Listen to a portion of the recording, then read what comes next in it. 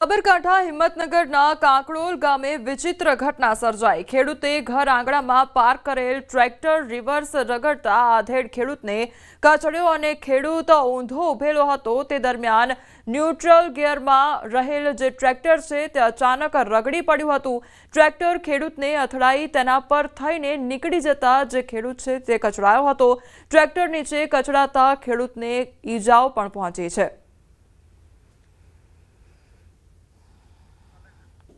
તો આ જે ટ્રેક્ટર છે તે ન્યુટ્રલ ગિયરમાં રાખવામાં આવ્યું હતું અને તેના કારણે જે ટ્રેક્ટર છે તે રગડી પડ્યું હતું। તો પાછળ જે ખેડૂત છે તે ઊંધી તરફ ઊભો હતો અને તેને કચડીને આ જે ટ્રેક્ટર છે તે રગડી પડ્યું હતું। તો જે ખેડૂત છે તેને ઈજાઓ પણ પહોંચી છે, તેને સારવાર અર્થે ખસેડવામાં આવ્યો છે।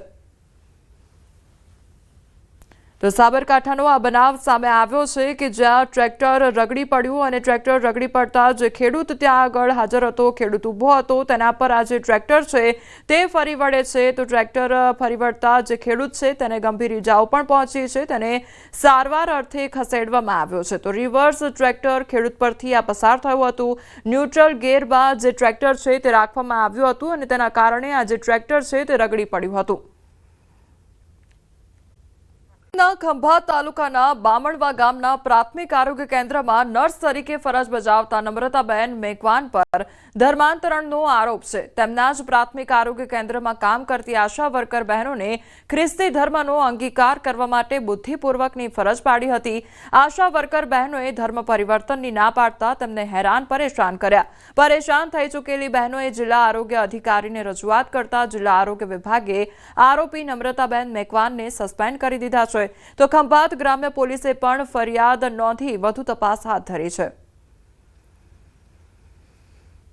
એટલેથી ના પત્યું પછી અમને અમારા બહેનો આગળ વધતા એમને એવું કહ્યું કે તમે ખાલી વિડીયો જોશો, પુસ્તકો વાંચશો એટલું પૂરતું નહીં, મીટિંગોમાં આવશે એટલું પૂરતું નહીં, તમારે બાપ્તિસ્મા લો તારે ખરા કહેવાય તમે।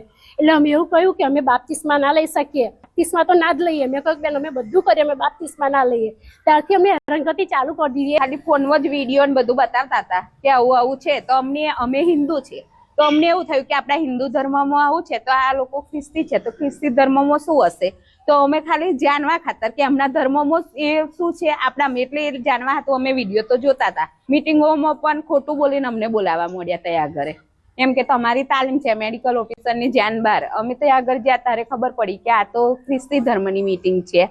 અમે જયારે ના પાડી તો એમને કામગીરી બાબતે બધી હેરાનગતિ કરવા મળી। અમારે ટાઈમે સમય આટલા વાગ્યા આવવાનું એટલે આવવું જ પડે, ના જઈએ તો તરત જ કેટલા વાગ્યા બેન જોવા જોઈએ એમ, એટલે 5 મિનિટે લેટ ના ચાલે બસ એમ કે આ તમારી એટલે હેરાનગતિ કામ બાબતથી ચાલુ કરી હતી। એની પ્રાથમિક તપાસ થયેલી છે। અમે એમને સંદર્ભે આક્ષેપો સાબિત થવાથી ખાતાકીય તપાસ ચાલુ કરીએ છીએ અને ખાતાકીય તપાસની સાથે એ લોકોને ફરજ મોકૂફ પર ઉતારવાની પ્રક્રિયા ચાલુ છે અને આ અંગેની ફાઇલ ચાલે છે જે ડીડીઓ શ્રીની સહીમાં છે। અને મીન ટાઈમ એમની તો બદલી તો કરેલી જ છે અને એની અલગથી ઇન્ક્વાયરી પણ કરવામાં આવેલી છે અને બેનની ટ્રાન્સફર બામણવાથી ભાલેજ ખાતે કરી દેવામાં આવેલી છે અને આ ગુનાની તપાસમાં હાલમાં ચાલુ છે અને એમને અમે નોટિસ આપવાનો પ્રયત્ન કરેલો છે પણ એમના ફોન સ્વિચ ઓફ આવે છે। એમનું જે રેસિડન્સ છે બામણવા ખાતેનું એ પણ લોક કરેલું છે, જેથી એમની પૂછપરછ માટે એમને નોટિસો પાઠવી અને આગળની કાયદેસરની કાર્યવાહી અત્યારે હાલમાં કરી રહ્યા છીએ। નર્મદાના રાજપીપળા ખાતે ચૈતર વસાવાએ એસઆઈઆરનો મુદ્દો ઉઠાવ્યો અને રાજપીપળા ખાતે જિલ્લાના પ્રભારી મંત્રી ઈશ્વરસિંહ પટેલની અધ્યક્ષતામાં સંકલનની મીટિંગ મળી હતી, જેમાં આપ ધારાસભ્ય ચૈતર વસાવાએ અનેક મુદ્દાઓ ઉઠાવવામાં આવ્યા હતા। મીટિંગમાં જંગલના રસ્તાઓનો મુદ્દો ઉઠાવ્યો હતો, તો સાથે સાથે એસઆર કામગીરી એટલે કે બીએલઓ શિક્ષકો અને તેમને જે કામગીરી કરવી પડે તે અંગે સવાલો કરવામાં આવ્યા હતા। તો મંત્રીએ પણ જવાબો આપ્યા। તેમણે ખાસ સ્પષ્ટતા કરી હતી કે 6 મહિના સુધી વરસાદ પડવાના કારણે રસ્તાઓ ડેમેજ થયા હતા, રિપેરિંગ વહેલી તકે કરવામાં આવી રહ્યું છે અને એસઆર કામગીરી અંગે મંત્રીએ એવું કહી દીધું કે બીએલઓની કામગીરી છે એ તો એમની ફરજ છે, કામ કરવું જ પડશે। તેમાં અમે રજૂઆત કરી છે કે તાત્કાલિક ધોરણે મનરેગાની લેબરની કામગીરી ચાલુ થાય। જૂના રાજના રસ્તાનું કામ વન વિભાગના પરવાનગીના કારણે અટકેલું છે એ ચાલુ થાય। સૈદપુર અને ઘાણીખૂંટની વચ્ચે જે નેશનલ હાઈવેનો કરજણ પરનો બ્રિજ છે ત્યાં આજે બસોને પ્રવેશ બંધી ફરમાવેલી છે એ દૂર કરીને બસો માટે એ રસ્તો ખુલ્લો કરવામાં આવે. સાથે સાથે BLO પર જે હાલમાં દબાણ છે સરકાર તરફથી, એવી રીતના હેરાનગતિ કે દબાણ BLOને નહીં આપીને કામગીરી શાંતિથી કરાવી જોઈએ.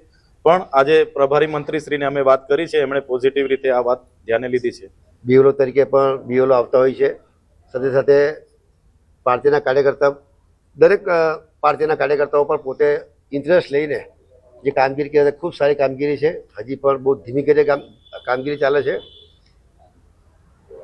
ફેબ્રુઆરીની 7મી તારીખ સુધીમાં તો એ મતદાર યાદી બહાર પડવાની છે. એ પહેલાં મહેનત કરીને અત્યારે જે મતદાર યાદીમાં કોઈના નામ નથી. બધા જ લોકોએ, હું હોઉં કે તમે હો, બધા જ લોકોએ આપણે ડોક્યુમેન્ટ આપીને આપણા નામો ફરી ચાલુ કરાવવાના છે.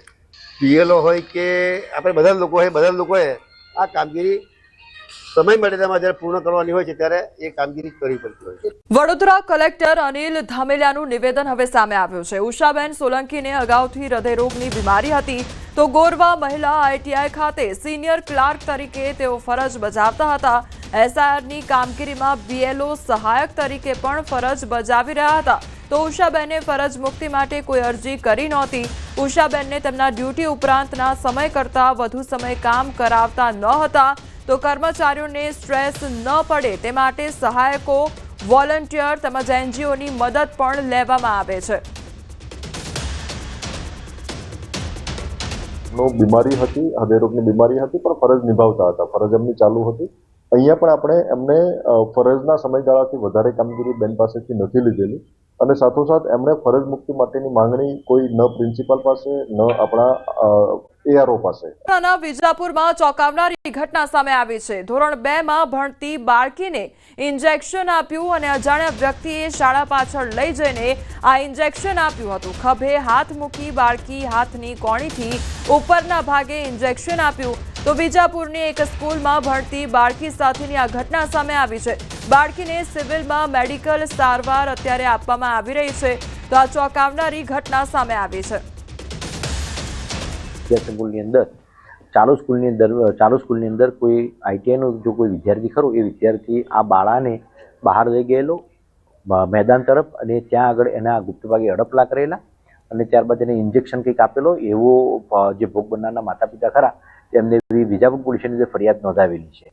ગોધરાના નરસિંહ કોલોની ખાતે શ્વાનનો આતંક જોવા મળી રહ્યો છે. ત્યારે દાહોદના ગોધરા રોડ ખાતે શ્વાનના ડરથી સોસાયટીના લોકો અને વાહન ચાલકો હેરાન પરેશાન થઈ રહ્યા છે.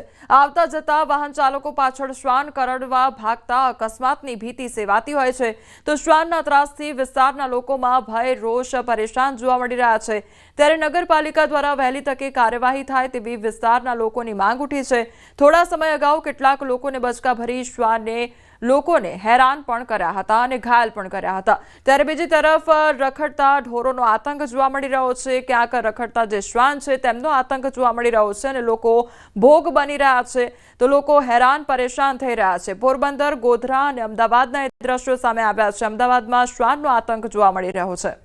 પોરબંદરમાં આખલાએ મહિલા પર ઓચિંતો હુમલો કરી દીધો અને મહિલા ઈજાગ્રસ્ત થયા છે. તો મહિલાનું સારવાર દરમિયાન મોત નીપજ્યું છે. તો પોરબંદર શહેરના છાયા વિસ્તારની ગિરિરાજ સોસાયટીમાં 55 વર્ષના મહિલાને રખડતા આખલાએ પાછળથી ટક્કર મારી હવામાં ફંગોળી દેતા ગંભીર ઈજાઓ પહોંચી હતી.